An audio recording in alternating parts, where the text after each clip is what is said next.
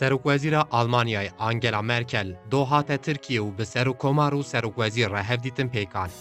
Serokkomar Recep Tayyip Erdoğan li koşka mabeyne bi Merkelê re rûnişt, di hevdîtinê de li ser mijarên Yekîtiya Ewropayê penaber û terorê danûstandin hat kirin.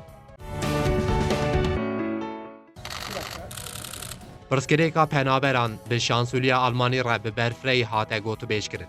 Serokvezîr Ahmed Davutoğlu ji Serokvezîra Almanyayê Angela Merkelê re got, barê penaberan bi tenê Tirkiye kişand.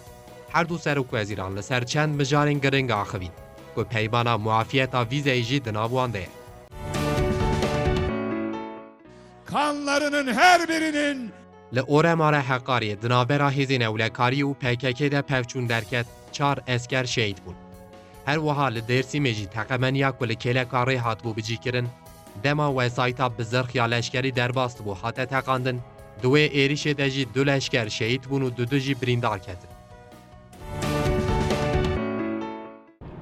Li Stenbolê li dijî rêxistinên terorê Daeş û DHKPC di heman demê de operasyona hatin lidarxistin. Di operasyona dijî Daişê de 5 kes hatin bin çavkirin, ku tê gotin ew kes haziriya çûna Sûriye û Iraqê dikirin. Di operasyona li ser DHKPC de jî jinek birîndar bû.